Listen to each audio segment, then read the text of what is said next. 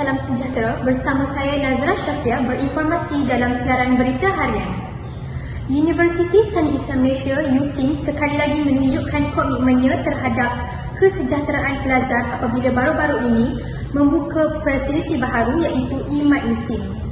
Fasiliti ini menyediakan pelbagai pilihan makanan dan minuman untuk pelajar, daripada makanan ringan hingga minuman panas dan sejuk yang membolehkan pelajar memenuhi keperluan tenaga mereka sepanjang hari. Lokasinya yang strategik berdekatan dengan fakulti dan kolej kediaman membolehkan pelajar mendapatkan sajian dengan mudah tanpa perlu meninggalkan kawasan universiti. Kehadiran IMAD ini bukan sahaja memudahkan pelajar menjimatkan masa tetapi juga memberikan ruang untuk mereka berehat seketika, bersosial dan berinteraksi. Dengan pembukaan fasiliti ini, USIM sekali lagi membuktikan komitmennya untuk mewujudkan pengalaman pembelajaran yang lebih selesa, moden dan mesra pelajar, selari dengan usaha universiti untuk sentiasa mempertingkatkan kemudahan di kampus bagi manfaat seluruh pelajar. Sekarang kita bersiaran secara langsung bersama wartawan Khadijah di lokasi untuk mendapatkan perkembangan terkini.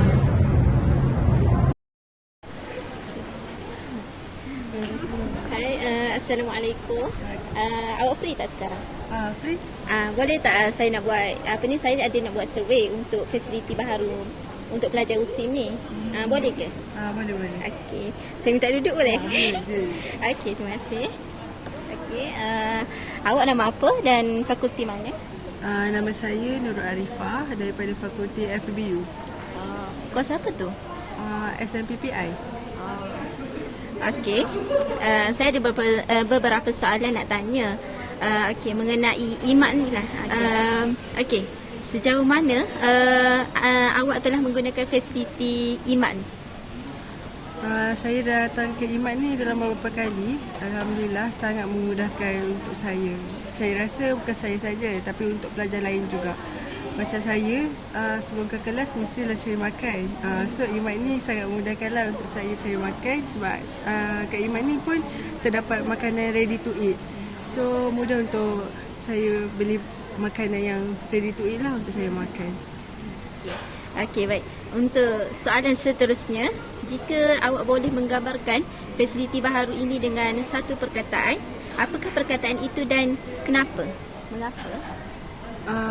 Satu perkataan yang saya boleh bagi adalah praktikal. Sebab dengan ada IMAD daripada pukul 8, dibuka dari pukul 8 sampai pukul 12 sangat praktikal lah. Sebab pelajar dapat cari makan tak perlu jauh-jauh dan IMAD pun dekat dengan fakulti. So tak perlu pelajar susah-susah payah-payah cari makanan dan IMAD pun ada makanan yang sangat menarik, contohnya macam makanan Korean. Pelajar pun mesti suka makanan macam tu. Okey, baik. Okey, jadi IMAD ni adalah satu tempat lah yang mudah untuk mencari makanan lah. Maksudnya untuk student USIM yang mudah lah. Okey, baik-baik. Okey, terima kasih Afifah. Okey, sama-sama.